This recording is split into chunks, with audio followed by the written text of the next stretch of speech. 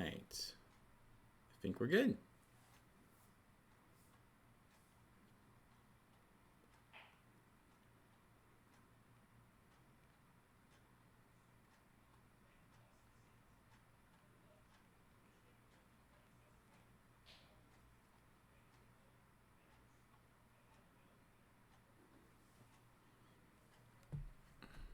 Okay.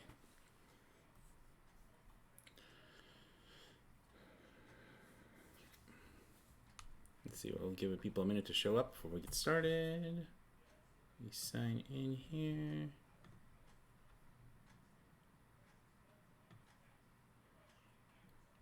Cool. Perfect. All right. Get the ball rolling here in just a moment. Cool. All right. Hello. How's it going? We'll get started here in just a second.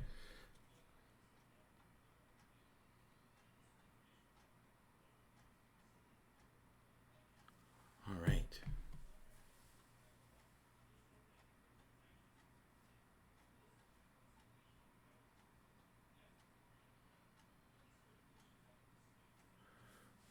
Okay.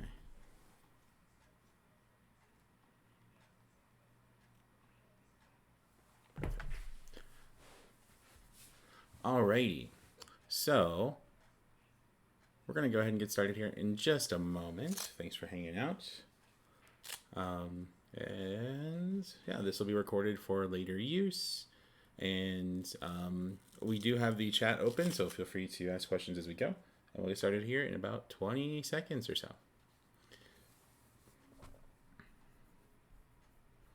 Oh, hello. Cool. We're just about to get started here, so should be good to go.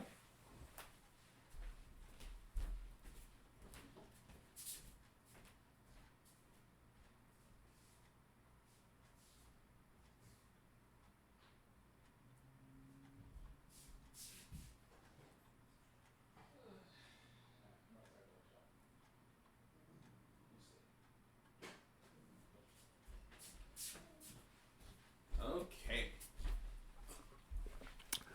Hello, everybody. We're going to get started now. My name is Brian Puente. I support Adobe Creative Cloud at the University of Arizona.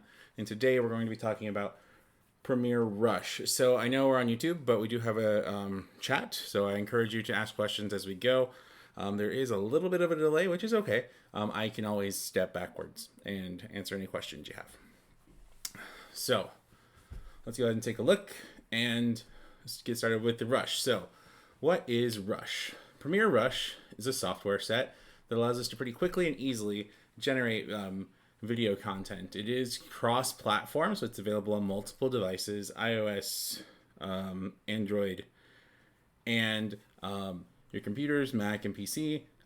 It allows you to create stuff, I think, in a pretty professional manner, very, very quickly, and I think it's pretty easy to use. So if you've ever trimmed a video before to kind of shorten the length of it, you have basically the initial editing chops you need to start editing inside of Premiere Rush. The other thing I love about Premiere Rush is that it is built for you to kind of work wherever you are. So if you have the application downloaded on your mobile devices, then you can record straight from Rush with some pretty nifty and advanced controls that you wouldn't have normally just by going through the camera app. So on top of being an editor, it's also kind of great for that.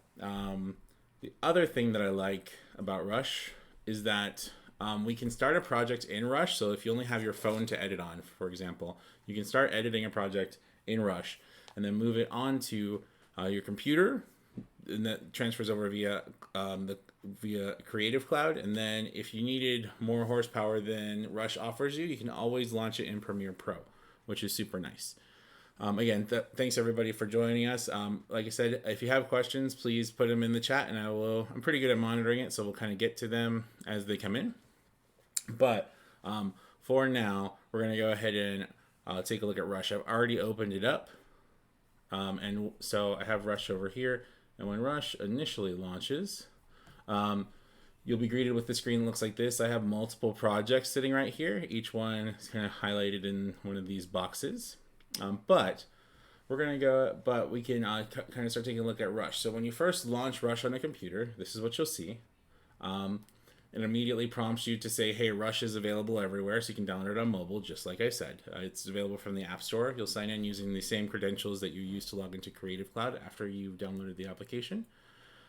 And the other kind of cool thing is that a whole lot of times when you're trying to edit video or you're trying to learn it, having material can be tough. There's built-in material here, and that's the bulk of what I'm going to use to create the walkthrough I'm building with you all today. So we're going to go ahead and get this rolling. So we're going to go ahead and create a new project here, and I'll walk you through all of these things. Yeah, and I have this neat little zoom feature, so I'll zoom in and zoom out to show you areas that may be a little bit hard to see. Like I said, please feel free to leave questions as we go. Cool. So when you launch Rush, the first thing you'll want to do is when you create a new project, it's going to look for some starting assets here. So you need to pick some of the footage that you want to use for the project. So to do that, you can navigate to wherever it is on your computer. As just a general tip, when you are looking to edit a video project, especially if you're doing it on a computer, I would highly recommend creating a folder where all of these, where all your footage and all of your pictures and things like that will live. So that way, you can know where to find it when you go looking for content. A whole lot of times there can be issues with having to kind of navigate through all of your different folders to find your individual pieces of footage. If they're all in one place, that makes it easier to edit your videos, in my opinion. You'll be less frustrated trying to find stuff.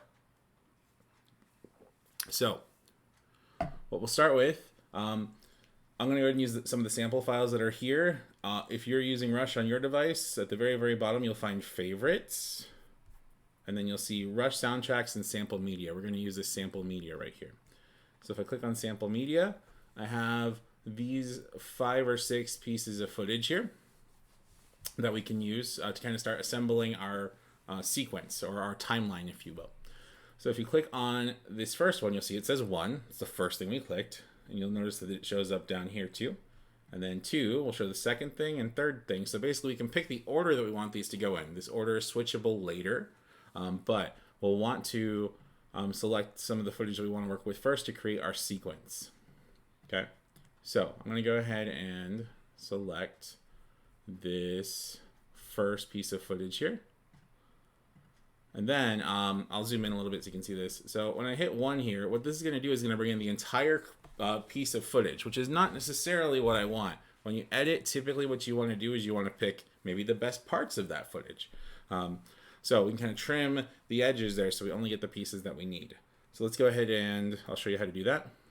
So this little, when you hover over this guy on a desktop, you'll see this button right here. You'll click on this button, and then this will show you the entire piece of footage right here. So let's go ahead and play through and we'll take a quick listen.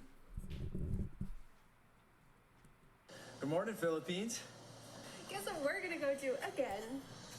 Stork off! Yay! Cool. So there's our footage, and I'm gonna go ahead and play through it one more time. I'm just clicking and dragging on this little blue ball here to kind of move this around. You also have some playback controls right here. Good morning, Philippines. The space bar to kind of play. Guess what we're gonna go do again? Stork off! Yay! Cool. So I want to trim this up a little bit because I don't want to see him like kind of hitting the camera, hitting the record button on the camera. I want to wait till his arm comes down right here, and I'm just clicking and dragging to kind of scrub that through. So I'm going to go ahead and place my cursor right there, just so I have like a frame of reference here. And then just like trimming a piece of footage on your phone, you'll hover over to the left-hand side, and then you'll see that there's this little yellow strip, and then the yellow arrow that shows up when you hover over.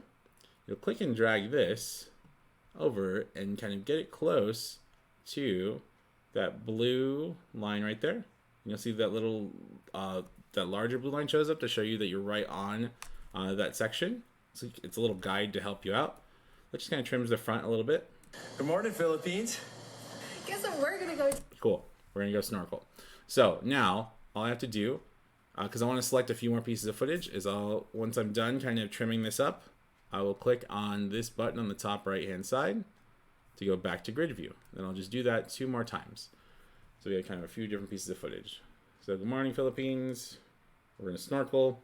So I'm going to go ahead and click on this guy to grab the aerial view, and I could just select an entire clip, which is what I'll do for the last one.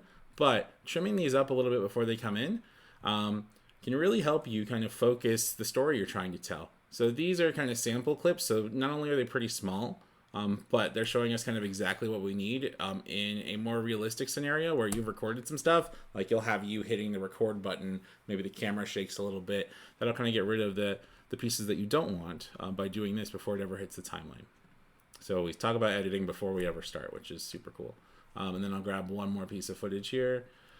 And then we'll do these guys getting on the boat. And I'll just click on this just to select the whole thing. So now, once we do that, we're going to go ahead and take a look. We have our stuff in the way that we want it. We can add more later, and we will. I'm going to come down here to this bottom left-hand side, and then you'll see project name. So labeling is really important when you're working with anything. Video is no different. Naming this something that you can find later and that's searchable is super important. I would not recommend leaving it named Untitled. So we're going to go ahead and change this to YouTube demo. Or YouTube workshop demo. Because I have a couple different workshop demos here. Cool. But you can name it whatever you want it. And then if we want this to be available across multiple platforms, we'll want to sync with Creative Cloud, like it says right here. And then we don't need to copy the media. What Rush will do is that it will reference the media in place, which means that if you have all of your videos in a folder, what it's doing is just linking to those files that are in that folder. It's not creating new files for it to work with. I recommend that. It keeps your hard drive space clean, and you'll know where your footage is. But if you wanted it to create its own copy, it could. All right, we're going to go ahead and hit create here. And again, please feel free to ask questions as we go. It's a pretty straightforward application, though. I hope you'll find. Cool.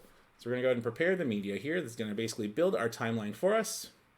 And now we are in the editing portion of Rush. Cool. So now once we're here, we have our timeline down here with all of our 3 different clips, and we can click on it. This little guy right here is called the playhead. That's showing us where in time we are seeing this footage here. So if you look in this section right here, you'll see like it says 4 and then moves over 3. So we're at 3 seconds and then 4 seconds and then 5 seconds as I kind of move this across.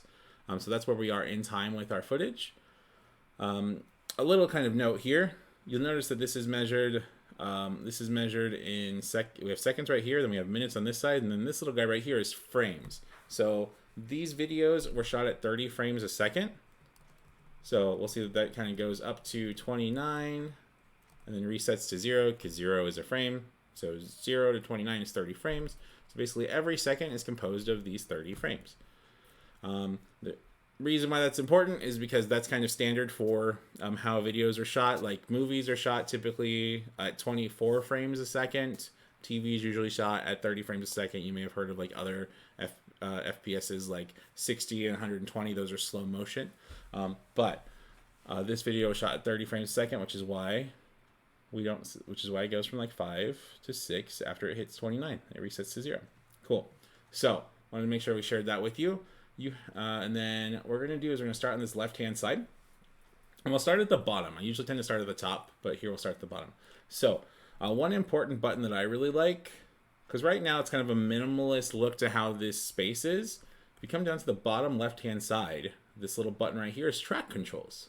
So hit track controls here. And then the keyboard, I'm on a Mac, so the keyboard shortcut is Command T. It would be Control T for a Windows machine. That will bring up all of these guys right here.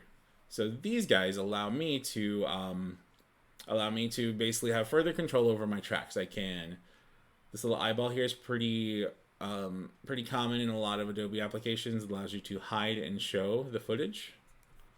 So if you look right here, you see how the footage goes away when I click on that. The little eyeball will hide and show my footage here. You can use that to review other pieces, all sorts of reasons. And you can mute and unmute your footage. So not muted footage looks like this. Good morning, Philippines. Guess And what I'll we're just gonna mute it go right there. to again. Oops, mute. There we go. Now it's silent, and you can just hear me. Cool. So, and then we can lock this track footage. So as we're working through this, we have, and I'll zoom in here so you can see a little bit. We have 4 tracks of both video and audio we can work with. So, we have our video tracks up at the top. You'll see 1, 2, 3, 4, and we'll fill those in a minute. And then we have our audio tracks 1, 2, 3, and 4 here. Cool. Now you may have noticed this little blue line right here. This is a little waveform that shows the representation of our audio, but right now it's really small. If we wanted to make that bigger, right above the control tracks icon, you have the expand audio icon. So you can select the layer that you want and then expand the audio, and then you'll see that this audio shows up significantly larger, so you can actually see kind of the peaks and valleys here when they're talking. Good morning, Philippines. Cool. So, and then these little lines right here represent the amplitude, or how loud the audio is. So how loud it is. When it's lower right here, it's softer. When it's higher peaks, it's higher. You've probably seen waveforms before. Then we can trash a piece of footage. We have duplicate, and then we have, and we'll get into this in a little bit. We'll get into splitting here in a little bit, and I may actually look for some footage with you guys in this workshop, so you can kind of see how I might find additional footage if I need it, and I didn't record it. There are some pretty cool kind of free places, and I'll show you one of them. So now that we're there, we're going to go ahead and take a look at, now that we kind of discussed this left-hand side over here, we'll kind of keep moving up. We can see everything in our project by clicking on this bin. So if you want to see what have I used, we can click there, then all of our footage is available here for us. So when we work in Premiere Rush is a non-destructive application. That means that we are not deleting any footage when we're kind of trimming it up. We're simply hiding the pieces we don't want to see. So I can always kind of come back here and open this piece of footage, and then I can trim it up, and then if I need to come back and bring some things back, I could do that way. But we'll talk about that a little bit more. Just want to make sure that you knew that, like, if you kind of trimmed a piece, so if I do one of these, this is probably actually a better representation. So if I do this, right, and I trim it, I just click and drag to trim. Good morning, Philippines. Guess what we're gonna go do again? And I cut her off right there, right? So if I didn't mean to cut her off, all I need to do to bring it back is click on this footage and click and drag it out to kind of bring the audio back. To bring the audio and video back. Cool. Hopefully that makes sense. And you'll see that they can behave independently of each other. So I can kind of hide portions of the audio if I want to too, which has its place, and we may get into that, but I want to make sure that you kind of saw that bit. Cool. And then the last thing that we'll talk about here on this left-hand side is the plus button. When we want to add new content, we'll hit the plus button. You can click and unclick to kind of hide and show these menus. So hit the plus button here. You have kind of 3 things you can add, and I'll zoom in a little bit. We have titles, which is going to be like text across the screen. We have media, and then we have voiceovers. So so voiceovers can also be recorded just by hitting on this little guy right here, and we may get into that a little later. Cool. So now what we'll do is we're going to go ahead and bring in an additional piece of footage here. Add media, and then when you're in your media browser right here, Rush is going to remember the last place you looked. If you want to look in other places across your computer, simply hit this little back arrow right here, and it'll bring you back to your full menu. So I'm going to go ahead and find some music to kind of put under this, I think, and then I can preview music the same way that I did with any audio. I can hit this guy, and we can listen.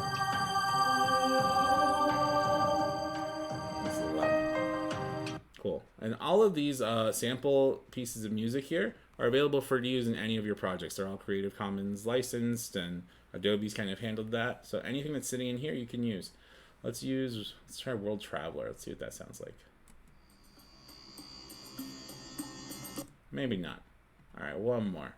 I find that this is often the most time-consuming part, is just like picking music that I want to use. If I can't find one right now, I know that I have one somewhere else.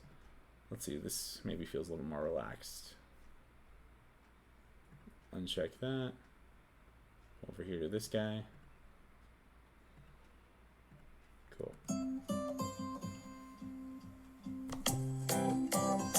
That could work. So we'll use that, and then I want to show you guys something else. So I'm just going to go ahead and take it this way. I'm just going to go ahead and hit add to add the whole thing. It imports that file and it places it wherever the playhead is. Now, once I start playing back. Good morning, Philippines. Guess what we're gonna go do again? Stork off! Cool. So you can hear the music kind of playing under there. It's pretty nice. Cool. So the only problem with bringing in that entire piece of audio is now I have all of this audio over here. 3 minutes and 28 seconds worth of it, and I have no video to support it. So if I bring it all the way over here, right, still going, but my video is way past done. So what we're gonna do, we can use this and kind of click and drag to trim it down just like we did before, but I want to show you guys another way to get this accomplished. So if I'm over here with my main footage, because I know that my main footage is not going to be as long as this is, I will come over and then I can move my playhead to wherever I want to cut this off. So my playhead will, if I hold down the shift key, will snap to each space in between the different video clips. This is called an edit. So it'll snap to the different edits here, and I'll snap to this last edit. And then what I'll do is highlight the audio track, or this could be a video track too, but I'm trying to split this clip. So if you just press the S key or just click on these little scissors right here, your clip will split and cut it, and then basically I can click on this right hand side, then press delete, and the rest of that audio is gone. So it's just as long as my clip is, which is pretty handy. Cool. So if I wanted to kind of extend this out as I add more footage, all I have to do is click and drag, which is pretty nice. Because like I said, we're just kind of editing the piece that we're editing kind of the start of this. We're not deleting the content. We're just kind of picking the space pieces we want to use, and we can extend those as long as there's audio there to be had. If the song's over, you can't extend the song longer than the song is, just like you can't extend footage longer than the footage is, if that makes sense. So I can kind of trim this up a little bit, move this over, and bring that. So that's kind of pulsing all the way through. So now we have some music Philippines. on our track. Cool. And like I said, feel free to ask any questions as we go, and we'll kind of keep rolling here. Feel free to post the question, and if I run into it, see in the chat, I will double back and we'll talk about it. So now what we're going to do is we'll add some more footage. So I want another piece here. I kind of want like an ending piece, and I think that they have one for me. So if I go to media here, because I have kind of like we're in the Philippines, that type of stuff. Go and hit this, go back to our sample audio, and then there's this beach selfie here that's really short, and I think it just says, Oh God, I love the Philippines. loves the Philippines. Great. So we're going to use that. So we're going to go ahead and hit add here. Now, before I do that, I want to go and move my playhead down to the end over here, so it drops it at the end over here. So when I do that and I hit add, you'll see that it drops the footage where the playhead is. If I had this playhead over here, for example, and I'm just going to undo, Command or Control Z will undo, just like a word processing software. So if I select this footage, and then, where is it? Cool. I can click and drag it. And then you'll see if I click and drag, I can kind of drop it where I want. So if I wanted this in between, it just kind of shows up right where this is. So I can click and drag it down here, or, and this would kind of be the more standard way you would do it. If you're just bringing this footage, you can click and drag and then kind of move it in the timeline where you want. Or if for whatever reason you wanted to place it right where your program window is, you can move it up here and you can insert it before or after the playhead that's here. So let's try that in the middle of footage. I haven't tried that before, so we're going to learn about this together. So click and drag. Yeah, so it won't let me do that if there's already footage there, it looks like. So I'll just kind of drag it down here. This would be my recommended path for getting this stuff in here. Cool. Then I'll extend this out. Basically, the idea is I want to kind of build a little bit of a narrative with you guys as we kind of go through this and show you some of the basics as we go. So we kind of have a brief narrative here. They're going to snorkel. Then we're going to show some footage of them doing things around here. Then they're going to talk about how much they love the Philippines. And we're done. All right. So now let's go ahead and talk about some other things that we can add here. You may want a title to sit on top of your footage, or maybe like as the intro slide. So let's go ahead and add a title over here. And that will introduce us to the tools on the right-hand side. So if I hit the plus button on the left, and then go to title, my title tool will pop up on the right-hand side over here. So once my title tool is up, I have a lot of different titles I can work with here. On top of Rush kind of being a pretty powerful and easy to use application, one of my favorite things about Rush is how it handles titles. A lot of introductory tools, and Rush is an introductory tool for creating video, tend to limit the customization options that you have with titles. Rush doesn't do that. You have pretty full control over your titles, and I'll show you what I mean. And you also have a lot to choose from. So if you, with your title menu up, if you select styles, you can scroll through and you can see all of these different, and I'll zoom in a little bit here actually. You can see all of these different titles that we have access to. There's one in particular that I'm looking for. Let me find it real quick. We're going to go with this modern title here. Cool. So I'm going to click on that, and then you'll see that it changes here. And that title has a little bit of an animation. Good morning, Philippines. Which is cool. So now I can go ahead and modify this title to change the text. All I have to do is double click on it, and then I can type in what I want.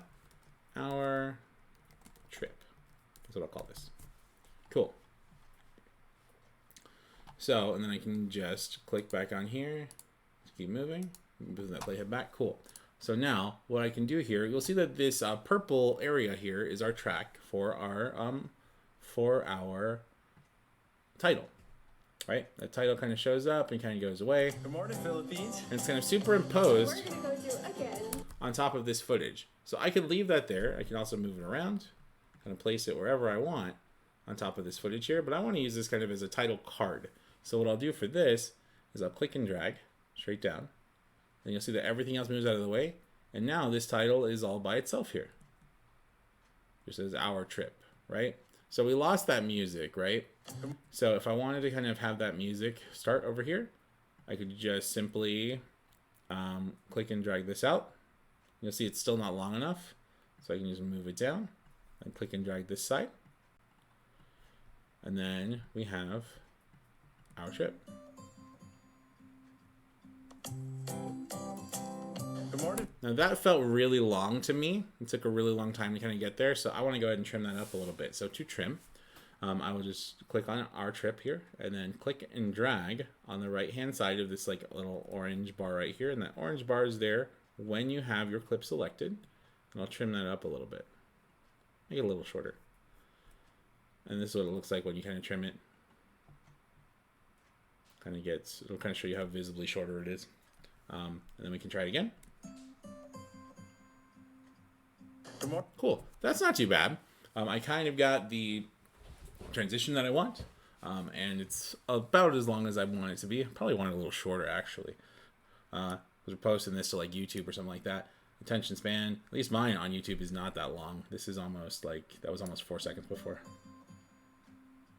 Cool. So, in my opinion, pretty quick enough. And then we'll go ahead and we'll keep working here. We can add some additional titles. So that is a title that we have here. Let's go ahead and add a lower third here. So what a lower third is, if you ever see like a newscast before, lower thirds show up in the bottom corners and kind of give you information about where you're at. So to add a lower third, we can pick one. What do they have? And they have a lot of different titles here.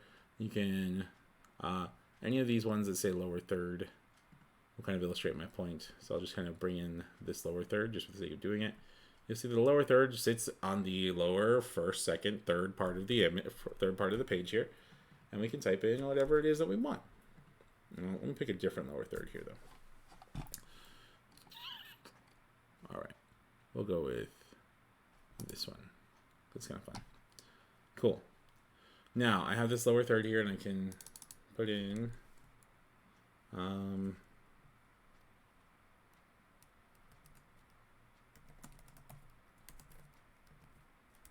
favorite spot. Cool. Well, then you can put a subtitle there. You can imagine that this would be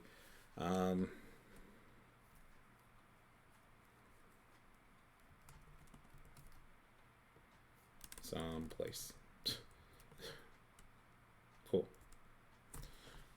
And and you could type in kind of whatever you want there. If this was a person that you were interviewing or something like that, it'd be their name and then like their title or whatever you want. Cool. And that lower third booklet to show up there, it just kind of guides our audience as to what we're talking about. Stork off! And it kind of flies in. Nice. So we can edit this though. So if we wanted to edit this a little bit, like if I don't like those colors, or I had like this purple here and I kind of want to keep a purple theme, with that title selected, I can go to edit. And then I can edit each one of these pieces. So I have a couple different shapes here. So this first shape, I can click on it I can click to change the color here, and then pick a color from all of these guys. You'll see adjust that first shape right there, then shape 2, shape 3. You have a lot of different customization options here. I'm going to go ahead and grab this top shape though. And this is kind of that main color here, and let's change that. So we have a couple different ways that we can play here.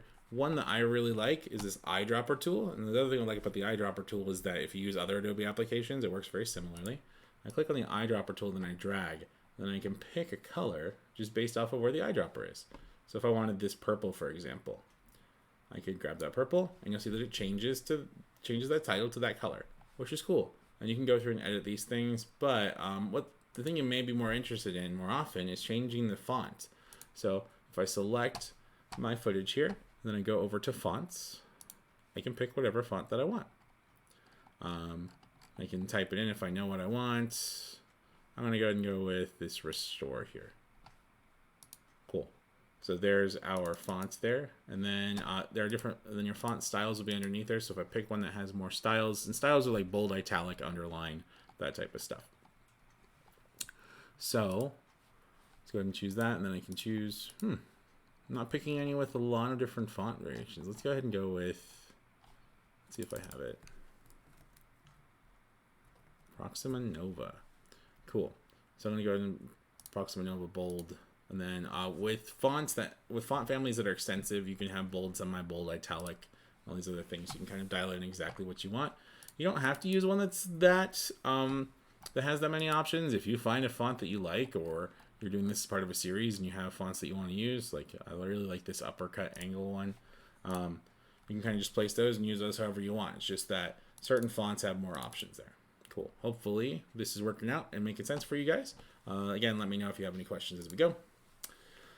All right, so that is the titles tool here. I'm going to go ahead and collapse this down. And then show you my other favorite thing about the titles tool. And as goofy as it sounds, the ability to move the title around on the page. So with a lot of different applications, you don't have that flexibility to move a title. So this is dead in the center here, but if I wanted to bring it down a little bit, I could select it. I could move my playhead to where it is, select on screen, and click and drag to move this around. Silly as it sounds, that functionality is not in a lot of starter applications. So that's super helpful, just to be able to kind of position things where you want them. Let's say that I like that lower third, right? But I want it over here instead, or maybe over here. I can also rotate it if that was what I was going for. If I was going for something kind of funky here and I wanted this to sit like this, I could do that if I wanted. Cool. And that, for certain applications, may be really nice. And have it kind of slide in like that. Cool. So, hopefully that's making sense and helping. We're going to go ahead and add some more footage here. Alright, so next up, we're going to go ahead and find some more footage to use. And for that, I want to go ahead and show you guys one of my favorite places to grab footage. They have a lot of kind of interesting and dynamic footage, I think. So I'll just go ahead and open up a window here. And then the website is Pexels, PEXELS.com. Not a sponsor. But what we'll do here is that they have a video section. And under this video section, these are free stock videos that are shared by the Pexels community. You can use these for however you want. And I'll show you how to know. I'll show you how to know if things. I'll show you how to check their licenses here. So what we want to do here is we'll start with. I'm thinking that I want to help tell the story in our trip. I want to maybe the intro thing to have like an airplane kind of flying in. So let's type in airplane window. Let's see if we can get kind of like a window here. I'm just kind of flying. Cool, we'll grab this one. So I'll click on it. And then kind of previews the movie for me, then I'll download it. And then we'll hit OK. Sweet. And then, just for 2 more videos here, I kind of want some additional underwater stuff. So type in underwater, and then we're going to get all sorts of different things here. I will grab this guy right here. And then, by the way, the reason why I kind of feel comfortable using this website is, first of all, these are available to the community, and when you upload, they know that they're going to be used for different purposes and things like that. But you see that under a lot of these it says free to use, and it says what that means and why you're allowed to use it. So they're free to use, no attribution is required, giving credit to the photographer or pixels not necessary, but they appreciate it. You can modify and manipulate the photos here, and edit them however you want. So there are sites like Pexels, and then like you can look up Creative Commons licensed footage to find all sorts of other things that you can use here. I'm gonna go ahead and download one more. Just wanted to, whenever we talk about like grabbing footage to use in video and things like that, I feel like it's super important to talk about, at least in passing, about how to make sure that you're sourcing good footage that is safe for you to use, and that provides like proper attribution to any authors that may have developed it. Copyright's super important, and we should never dismiss it as something we shouldn't think about. Cool. And I'll grab one more piece of footage here. Maybe not so fish tanky, although I do like that one. Like I said, this can be the hardest part sometimes. Let's see. Let me know if you have any questions in chat while I'm grabbing this last thing. I'll grab this one. That looks fun. Sweet. Kind of sounds like an aquarium, but you guys gotta get the idea. We don't necessarily need to use the sound there. Cool. So now I have my footage. I'm gonna go ahead and go to my Finder here. Go to my downloads. Then make sure I know where all my footage is. And then these are my 4 pieces of footage. So I'm going to go ahead and take all 4 of them, just kind of walk you through the process here. And I'm going to create a new folder with that selection. It's something you can do on Mac. You just select them and then right click. And then we'll call this project video footage. Cool. Now I'll move this to the desktop,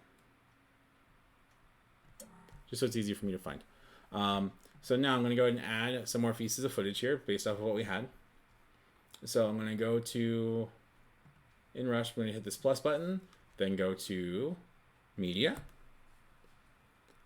and go to my desktop. And then there's my project footage. Again, just keeping organized in folders. Just makes it easier for me to work. And then I'm going to go ahead and grab this airplane window here. So this is 15 seconds. I do not need 15 seconds of an airplane window. So I'm going to go ahead and play through. I'm just hitting the space bar to play, by the way. Yeah. Cool. So I think I like that kind of turn of the wing. And again, please feel free to leave questions if you have. So I kind of like that turn right there. So I will trim this over to the start of that turn.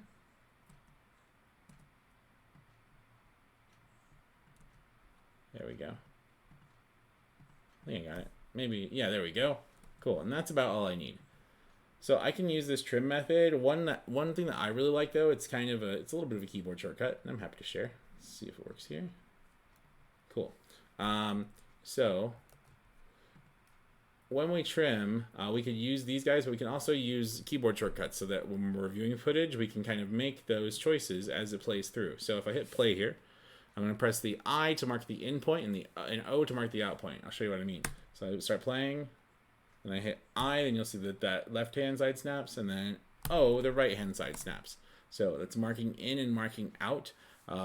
You don't have to do it that way. I come from other video applications, and that's kind of how they do it. And if you move into things like Premiere Pro, keyboard shortcuts can be really helpful to help you get more out of it. So highly recommend that you start maybe investigating a little bit of keyboard shortcuts if you want. Cool. So now, with this footage selected, I can click and drag it, and then just drop it down here, and it brings in my edit. So, and we kind of got our airplane window right there. Cool. Good morning, Philippines. Cool. All right, and then we'll kind of come over here, and then we will. Guess what we're gonna go do again? Stork off! Cool. All right, so now I'm gonna go ahead and start kind of putting some footage on top of each other. Then we're gonna go ahead and bring in some underwater footage, maybe right here. Oh, I think I have another piece of footage that might be good though. So if we go to media, and go back, I think I missed a pretty important piece of footage that I want to use. So I go back here, then go back one more time, go down to my sample media. I had this footage of like the boat going by. That might be helpful. So I'm gonna go ahead and grab this boat and then just move it over here. Hopefully you're kind of seeing that like I'm kind of building the story kind of as we go, and that's okay. But you can also kind of like pre-select things before you start as well. So I'm gonna go ahead and trim this down a little bit because we don't need to see them kind of getting on the boat so much. Cool. Nice. So that's about what I need right there. So, and then I'm gonna go and start bringing in some of that underwater footage that I have. So if I go back to my desktop and these things, I have these kind of 3 underwater pieces of footage here. All right. So now I'm gonna go ahead and grab this first one. This is 26 seconds long. So again, I'll probably want to trim it up a little bit. And play through here. Maybe. Maybe. There we go. We good now? Perfect. All right. So that works for me. We'll kind of grab this piece right here. Grab about 5 seconds. There we go. About 5. Cool. So I can always trim it up later. I'm going to go ahead and click and drag to bring it in. I'm going to bring it in right after this guy right here. So then it kind of looks like this. You'll see I'm moving my playhead pretty regularly through this. And the idea is that I'm kind of, as I'm adding things, I'm checking just little by little, kind of doing some light quality control as I go. So if I need to make changes or edit things out, we can do that. So we'll kind of call that okay for now. And now let's talk a little bit about some of the other tools that are available to us. Our transitions. So we've added some titles, we've added some footage. Now let's add a couple of transitions. So transitions are available right underneath the title menu up here. So the transitions menu, and it's really simple. There are only 3 transitions right now. So what transitions do is that they allow us to move from one piece of footage to another one. Now traditionally in like narrative media, like movies and TV and things like that, when you are using transitions, you're typically using those to give your audience a chance to catch up with you when you change space or time. So if you're going from Paris to New York, or you're going from Wednesday at 4 p.m. to Friday at 9 p.m. in the same place, and you're just doing a cut, using a transition is a great way to kind of carry your audience with you and give them a chance to kind of adjust to where you're going. Now, with a lot of more modern stuff like YouTube videos and things like that, just doing jump cuts or just jumping in between things is completely normal. If you've watched like any vlog channels and things like that, that's a very, very common thing. But I'll show you the transitions anyway, and you can kind of find how you want to use them. I would really like to use one here to transition in between our title and this airplane footage, so it doesn't look like we're just kind of snapping to it. Maybe it kind of looks like our eyes are closing and then opening up somewhere else. Might be kind of cool. So a couple different options here. I'm going to go ahead and use this dip to black here, and dip to black does exactly what it says. So once you kind of put it in, and I'll zoom in here a little bit. By the way, on your timeline, if you want to zoom in, you can select and then grab this little handle down here to zoom in on your footage. Just kind of see a little bit more of the timeline a little clearer. So go ahead and stretch this out a little bit, and then we'll see that everything turns black and everything fades up. So that's what a dip to black does. So we'll do a dip to white in the same locations. You can see, because I can totally see how a dip to black doesn't look like a whole lot when this is just a black piece of footage with the title right here. So let's go ahead and do dip to white. And I'll click and drag and just kind of drop it there. And you'll see that white comes up. Now it's completely white, and then it fades into the next thing. So dip to black and dip to white. Super simple. I kind of like that a little bit, actually. So, and then Good morning, Philip. we can do that kind of jump cut there, but if I wanted to use a transition there, I might use a cross dissolve instead. What a cross dissolve does is that it fades one picture out as another one fades in. Super simple. So if I just watch that, you'll see that as we kind of scrub through there, this kind of comes up and gives our audience just a hair of a chance to kind of catch up with us. Be like, we're not on the plane anymore. Good morning, Philip. We're in the Philippines. We can extend this out if we want and make that transition longer. And I'm just zooming in, clicking on the transition and grabbing this handle and moving it. The little bracket icon looks like this. This little bracket guy right there. Good morning. Cool. And then there's our cross dissolve there. So you'll also notice that it cross dissolves the audio too. So it brings up the audio a little lighter as well. And this has its own cross dissolve controls if we wanted them. Cool. Hopefully this is making sense. Let me know if you have any questions. Other thing that we can do here with cross dissolves is we can just kind of apply them in all of our different spaces. And typically with transitions, and again, we only have a few transitions here, so it's not kind of as jarring. But if you were doing a lot of transitions in between things, you basically typically want to pick a single transition type to use, so that everything kind of looks and feels the same when we transition, so that we're kind of giving our audience a visual language as we kind of move through this. So if you had all sorts of different types of transitions, it can feel kind of frantic. But I want to make sure that we covered that, and I'll just apply a few more transitions here. I don't mind this one because we're kind of showing... Actually, let's go ahead and flip these. So I noticed that boat's in the water over here, and we're getting on the boat over here. So that doesn't make a whole lot of narrative sense necessarily. So let's go ahead and flip these. So now we're going to go get ready to snorkel. Then we're on the boat. Then we're over the boat. Now we're snorkeling. It's kind of the idea, right? So by kind of making narrative sense there is definitely something that I want to consider as I'm kind of building this. I'm just kind of dropping these transitions in place. And again, I can manipulate them later if I want. I'm going to go ahead and put another transition here. Cool. So now I have transitions in all these spaces. The transitions in. Cool. So I have those transitions built in, and I'm just kind of throwing them in there to show you how to build it and how easy it can be to kind of do. But you could absolutely go through and spend a little bit more time kind of looking at them all and making sure that they fit kind of exactly how you want. Cool. So now that we're here, I want to bring in some more footage because I want to show you another thing that we can do here. We've only really used one video layer so far, aside from this title sitting on top of here, and we have 4 of them. So let's go ahead and use a few more video layers to show you some kind of neat things you can do. So I'm going to go ahead and bring in another piece of footage. I'll also just get an opportunity to talk about the crop tool. So I'm going to go ahead and bring in this video of the jellyfish here. And it's 18 seconds long.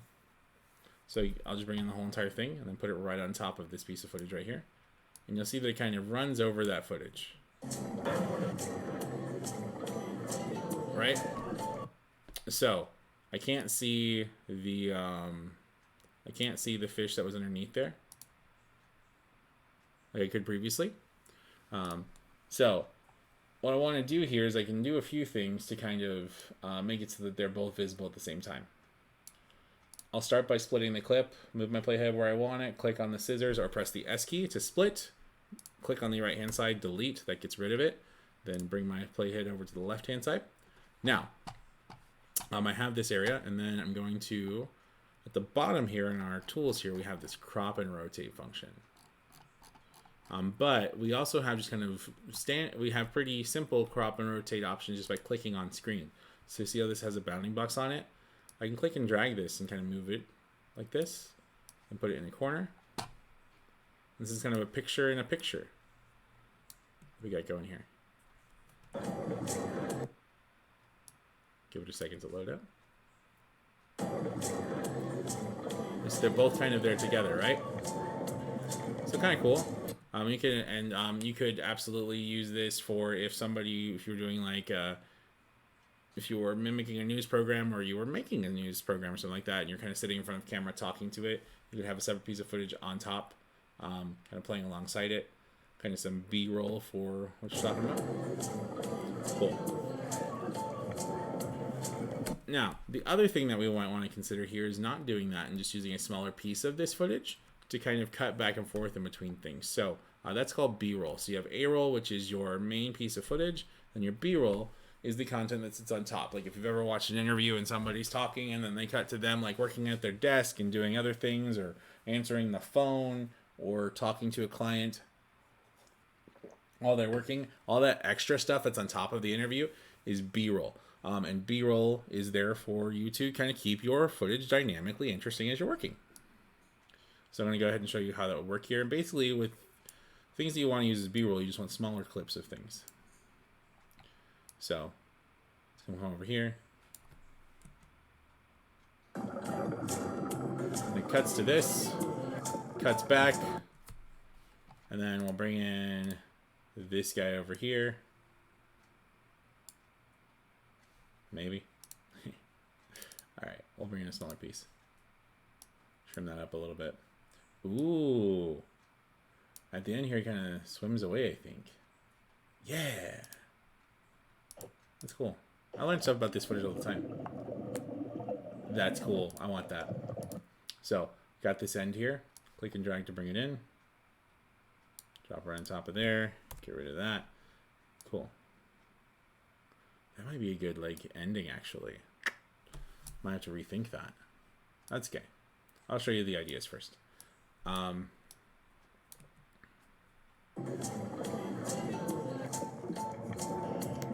Cool.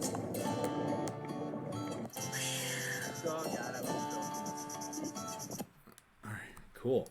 So, now these kind of serve as they kind of cut away, then cut back, and cut away. That's pretty normal. And things that you may want to do. Cool, so that's kind of B-roll. It's sitting on top. And then kind of cutting back and forth in between things.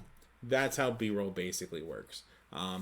If you were, like, again, you may want to have it make more narrative sense, but I'm just trying to kind of show you the concept here. All right, cool. So hopefully that makes sense. Let me know if you have any questions. The chat's kind of quiet today, which is okay. But now, what we'll do next here is we'll use the same footage, and I'll show you another way to work with it using the crop tool. So I'm going to go ahead and stack these on top of each other. Cool. And then I will stack this turtle on top of this guy. So you see that we have kind of a couple different clips going here. Just want to show you something that's kind of fun that you can do with this. All right. Cool. So now what we'll do is you'll see that when I play through this normally, these kind of sit on top of each other like that, right? But what I want to do is show you something kind of cool you can do to kind of make the screen look like it's split in kind of 4 pieces. There's a bunch of different ways that we can kind of tackle this, but I'll show you one. So I'm going to go ahead and click on the second piece of footage here, and go to my crop menu. Now with the crop menu, we can adjust position and orientation just like we could by clicking and dragging and moving it around. Just with a little bit more control. We can rotate to specific angles if we want to. So 90 degrees, 180 degrees. I could leave this like that if I wanted to.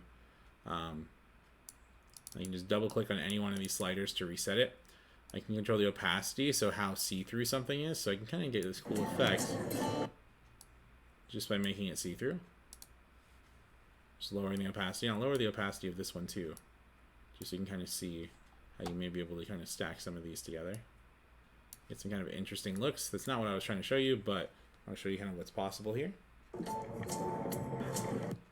Alright, and this is not super nice to your computer, so give it a second to kind of play back. But you can see those are kind of sitting on top of each other using opacity, right? So that's cool, but I think this is a little cooler. So if I click on this piece of footage here, I'll bring that opacity back up to 100. And then we have scale, which we already kind of adjusted, but we're going to go with crop instead. So what I'm going to do is I'm going to crop this guy. So I'm going to, I can crop from the top, bottom, left, or right. Cropping from the top looks like this. Cropping from the bottom looks like this. Right?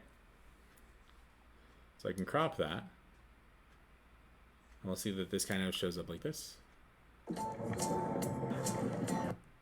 And then this other piece of footage I can crop maybe even higher. I'll just crop from the bottom here. Crop all the way up. Like that.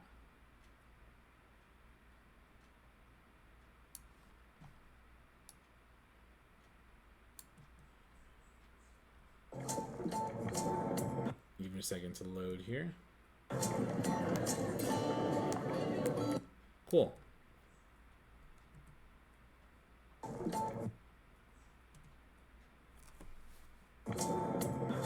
You'll see now they're kind of all stacking on top of each other. Oh god, I love Alright, cool. So now, with all that kind of put together, we kind of have a piece here that we can use. And hopefully you've kind of seen some of the types of things you can do here. I'll show you one other thing here in a second, but I do want to kind of quickly talk about how we export, because I know we run for another 20 minutes or so, but we'll go ahead and talk about how we kind of have a finalized product real quick, because I know that that might be handy. So once we're done and we're ready to share here, you may have noticed this entire time we've been in the edit menu here. On the right hand side over here we have share. So when we go to share, we have lots of different ways that we can kind of share this out. And I'll do, like I said, a bonus thing at the end here. And while I'm doing this, if you guys have any questions, please let me know. So when I want to share here, if I'm on a computer, I can save it to my hard drive, to my local drive here, or I can upload it to YouTube, Facebook, Instagram, and Behance. My preferred method is to save it locally, then upload it where I want to go. But if you wanted to upload it to YouTube directly, you can flip this switch here, sign into your YouTube account, then have access to all of the different measures that you have, including like putting in descriptions and all that type of stuff, and adding a thumbnail if you have it. You can post directly to Facebook, Instagram, and Behance here. So you can publish all of these to all of these different spaces. Basically, you can preload them so that they all kind of run, and then they will publish out to all these different places at the same time. So it'll export the best version using the best settings for YouTube. It'll export a version using the best settings for Facebook, and then the best settings for Instagram, and then you can, and then it will save those on your computer and share them through those platforms, so that you minimize the amount of encoding time that you have, which is super nice. I'm going to go ahead and uncheck these for now, though, and we'll just stick with local. And then we'll change this name, because sequence 01 is not very easy for me to look up. I'll just do YouTube Workshop Our Trip.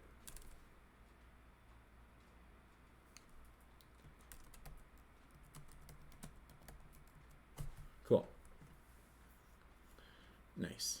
All right, cool. So then it's going to go ahead and pick settings for me that are based off of the settings of my video here. You can leave most of these on automatic if you want, but you can go through and customize some of these too. You pick presets, I'd highly recommend that. And then you'll render out. We'll export out here in a second. I just want to show you guys a couple other things before we do that. Cool. Yeah, let me know if this is working for you, and if hopefully you've grabbed something from it. Again, chat's open if you have questions. As we're kind of working through here, we built this to be landscape, right? So we built this to kind of be like a traditional television screen or like a computer monitor, but because Rush is available on mobile platforms and because video lives in different places now, used to be that filming in portrait mode was filming like in portrait mode was terrible and you never want to do it. Now there are entire institutions that are built on it. So to change your screen orientation here, you can click on this little guy, and then you can choose landscape, portrait, or square. And this basically pretty dynamically changes your footage. And then you may have to adjust some things around, but it kind of reworks your footage here. And then you may, like I said, you may have to kind of move it to make it make sense in these different orientations. That looks pretty good. And then you're all set there. I just want to make sure that you're aware of that, and then you'll export out. You'll export out from this orientation to kind of get it done. I'm going back to landscape because that's what we built it in. But if you're shooting portrait video, you can just edit in portrait mode. So lastly here, kind of before we kind of wrap up, I want to show you guys some audio stuff that we can play with. So I'm going to go ahead and go to the audio panel. Cool. Then from our audio panel here, we will see this essential audio. We call it essential audio panel in Premiere Pro. So what this does for us is that it gives us some presets to help us deal with the audio that's in our footage here. So you may notice that there's a couple different icons here. I have some music. I have this kind of a little person talking. That means that this is dialogue. And then it sees this is music. I'm going to want to change that because that's not music. Then we have just kind of sound effects and other things. So the three categories are, the three different types are voice, music, and other. So I'm going to go through here, just click on my footage, change this type, just because it helps me kind of get things done a little quicker. So the reason why this is important, especially if you're going to be using a music bed, is that you can control the volume of your audio just using the other audio that's around it. So when you bring in a piece of music initially, it's going to automatically put this auto volume on here, which is going to lower the volume of our footage, lower the volume of our music or audio based off of the footage that's in the sequence that we're working with. So what that looks like is this. So it's kind of on right now. I'll just let you listen. Good morning, Philippines. You'll see, like, it's relatively easy to hear. Now, if I go ahead and turn off auto volume, you'll see that that waveform got way higher. So if I click on this and then click on this little show expand waveform thing, that waveform is significantly higher. And it should be way harder to hear the first audio. Good morning, Philippines. Not only is it really loud, but it sounds like they're kind of in a can. Cool. So auto volume, super helpful. The thing that I think is more helpful, though, or that I like a whole lot more, is auto duck.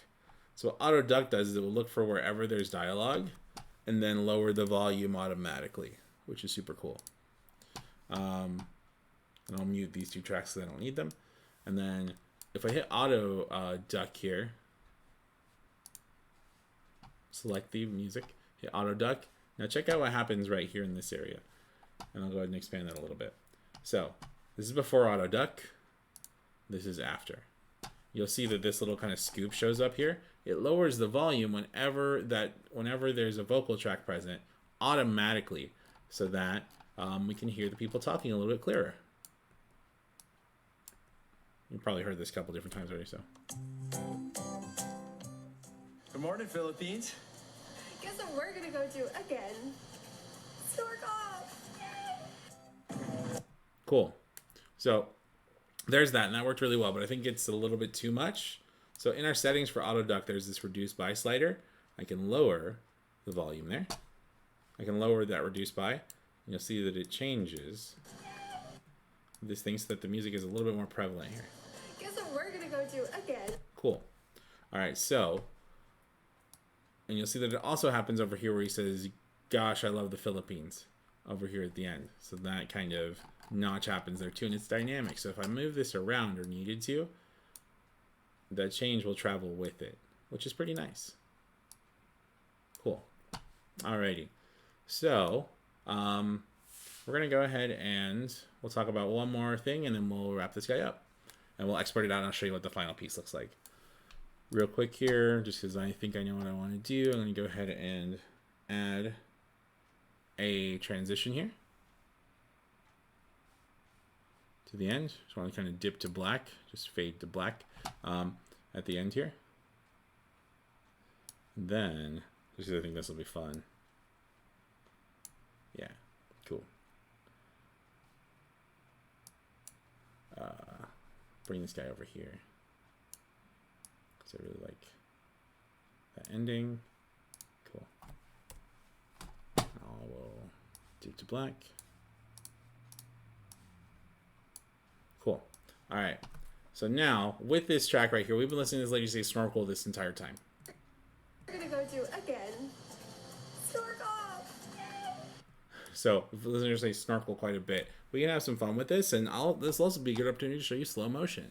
So if we go to speed here with our clip selected, we can change the speed of our clip here. So we have a few things kind of going on here. We have these little handles. These handles are going to set the range that we want to slow down or speed up. So here, I want to go ahead and set the range right here to where she says snorkel. So I want it to be like right here, right before she says snorkel. And you'll see that that range will snap to my playhead, so I can just hit play. And then hit pause right when she starts, and then just move this guy to snap it. And you can also change it up here. Now, what we'll do here is we'll change the range speed. So we can speed her up, make it at like 200%. You'll see that the actual clip shortens because it's playing that stuff back faster. So Again. Go do again. Cool. So we have snorkel right there. Now you'll notice that she got really fast, but her pitch didn't change. And that's because maintain audio pitch was turned on. I'm going to go ahead and turn that off because I think it's kind of fun. And then we'll listen to it now again. Do again. Cool. Alternatively, I tend to like to slow it down to about 50% or like 70% or so. 70 right there. Cool. And then it sounds like this. So you can do kind of slow motion there. And there's also a ramp. So a ramp will just kind of slide us into the slow motion as opposed to making it like a hard stop. And then we can choose how long the ramp is. Lower that a little bit. 60 is probably better. All right, cool. So Go do again. so kind of fun. And then I want to make sure I shared that with you guys. And then come over here real quick. And we'll grab one more title. Because you want an ending title card, right? Then we'll go to our title tool over here. Grab this other modern tool. Modern title. Bring that over here. You always want to thank your audience for being a part of your experience here. Highly recommend. And then we'll double click on this text to edit it. That's for watching. Cool. And then there's our thanks for watching there. We'll extend the music out a little bit. And then we will put another fade over here. You can also put the crossfades on audio to have kind of a fade out happen with your audio, which is pretty cool. Let's test that theory. Yep. So if you want your audio to fade out, you can do that too. Maybe we'll make that fade a lot longer. Give it a second to think here. You hear that audio kind of fades out, right? So now we have a completed piece of footage here that we're ready to kind of share out. We'll go through the export process real quick. Cool. And thank you all for kind of being here for this workshop. It was fun. Go to share, go to local, choose these standard settings, save it to, I'll save it to my desktop so we can find it easier. You can click on this line here to kind of pick where it goes, hit desktop, hit choose, export.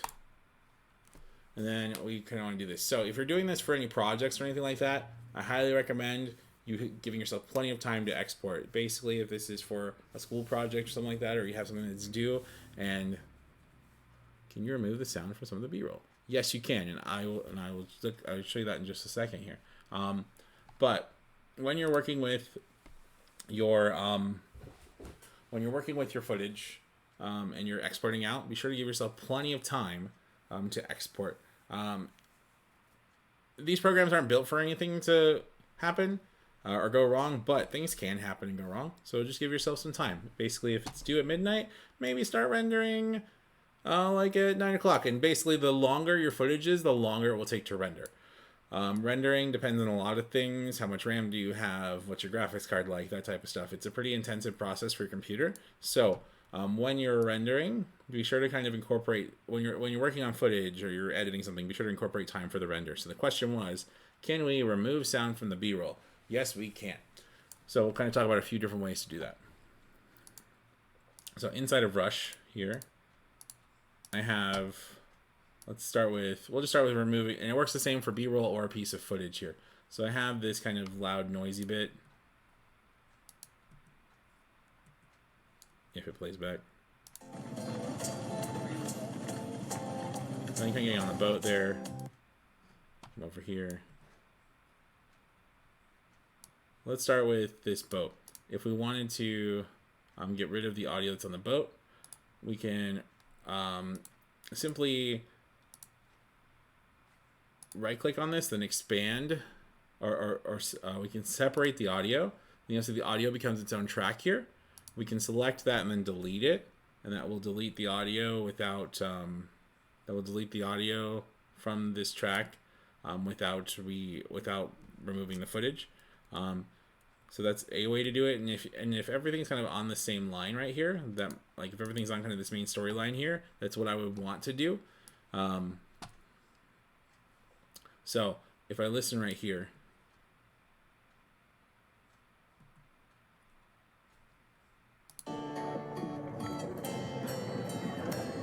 I've found all these bubbly sounds kind of going on, and that can be a little much.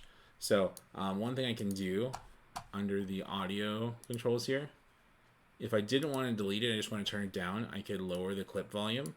That just lowers the volume for that clip, and I'll go ahead and expand the audio so you can see that a little bit. So I can lower the clip audio right here. I can also just mute the clip too, in case I wanted to bring that stuff back later, and I can do that per clip. So I can just mute this, and then it sounds like nothing. You just hear the music.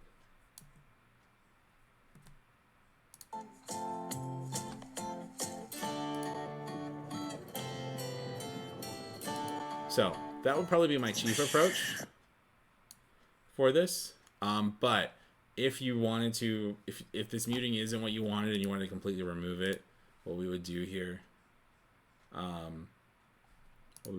is we would select the source here, right click on it, separate the audio, select the bottom one, and then we could delete it. Cool. Hopefully that answers that question. But yes, you can remove audio from any piece of footage that you want. Cool. All right. What other questions do we have before we kind of view our final piece here? Hopefully this was helpful for y'all. So I already rendered this out, and if they show up, go ahead and bring them back. We can double back and kind of talk more about it.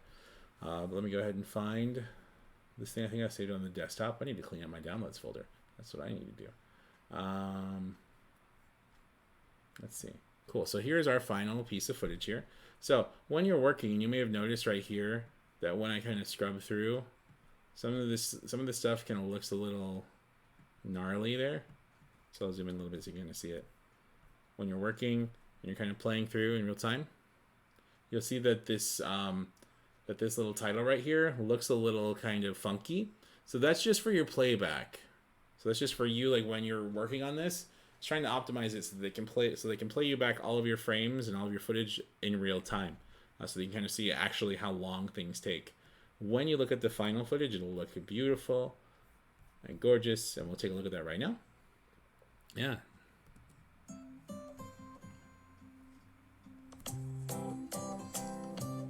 Good morning, Philippines. Guess what we're gonna go do again? Stupid.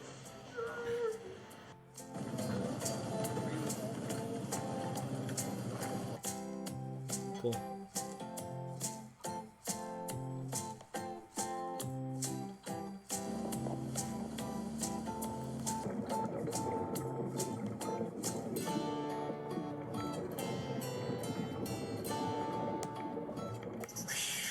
Oh god, I'm in the Philippines.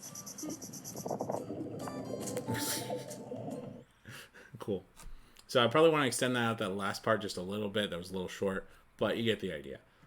Pretty cool little guy right here, and it didn't take a whole lot of time. Just takes a little bit of practice to kind of get used to this stuff. And the nice thing is, I showed it all to you here. All of this is accomplishable on a mobile device as well. Cool. So, are there any other questions before we move on to last steps, or next steps rather? While that's loading up, I'll show you guys one other thing. So, if you wanted to, let's say that you edit in Premiere Pro, or you were interested in editing in Premiere Pro, you can bring a Premiere Rush project into Premiere Pro with all of its edits and all the things you did, so that you can have more kind of horsepower from your application. So if you wanted to do that, you could launch Premiere Pro 2020. And then basically when you launch Premiere Pro, there is a button that says import Rush project. So this import is a one-way street. You can move from Rush to Pro, but not back. It'll keep your original projects in Premiere Rush, but you'll need to, but any edits that you make in Pro won't be available in Rush. So you see open Premiere Rush project. Then it'll ask which project do you want to use. We select the one we want. And by the way, like if you're using a Mac and you just downloaded Premiere Rush or Pro, when it asks you, hey, can I look at your folders and things like that, if you'd like to use the program, you'll need to make sure that you say yes. It doesn't hurt anything, but basically, here's this stuff in Premiere Pro, everything you did, the way that you did it with those transitions and things like that, and then you can take it further and do kind of all the crazy things that are available in Premiere Pro. All right, so we covered a lot of ground here today, but I want to give you guys a few resources in case you have additional questions. So one of my favorite ones is help.adobe.com. And then from help.adobe.com, you can pick the software set you want. And then click on tutorials. And then you'll have a breakdown of how to do all sorts of things for whatever application you want. Rush has an entire getting started course. It's really short. Highly recommend you take a look at that if you want to kind of do more. And it kind of talks about a lot of what we covered here. Cool. And there's also ones for Photoshop and all these other ones. And then all of our other workshops and trainings are available here on our website, adobe.arizona.edu. The training collection will give you access to all of the online workshops and tutorials that we've done so far. The training calendar will let you know about our upcoming training. And our open training, which is basically you can come in and ask questions in Zoom while we're working. So if you have any questions, you can reach out to us during those. Cool, guys. Well, I hope that this was helpful to you. Thank you so much for hanging out. I'll hang out for just a little bit more to see if there's any additional questions that I can answer about Rush. But if not, this has been a really fun workshop. I thank you for your time, and I hope you have a great week. Oh, that's awesome. I'm so glad you learned stuff. Like I said, if you have any questions, please feel free to reach out to us. That open training is a great place to kind of bring in projects, get feedback, or just if you have general questions. And yeah, no, thank you. I'm glad that you learned a bunch. Have fun, try it out. That would be my kind of big piece of advice. Try these things out. The way that you get good is by trying and doing it. And I'd love to see anything that you have. And our email is adobecc@email.arizona.edu if you're interested in that. Cool, guys. Well, all right. If there isn't anything else, then I'm going to go ahead and wrap up this workshop. This has been really fun. Thank you again for your time. I hope you enjoy the rest of your day. And please let us know if we can ever be of any help. Our website's adobe.arizona.edu. We'd love to help out. All right. All right. My name's been Brian. Thank you so much for your time. And I hope that you have a fantastic rest of your week or whenever you're watching this. Take care. Stay creating. And do us all a favor and bear down.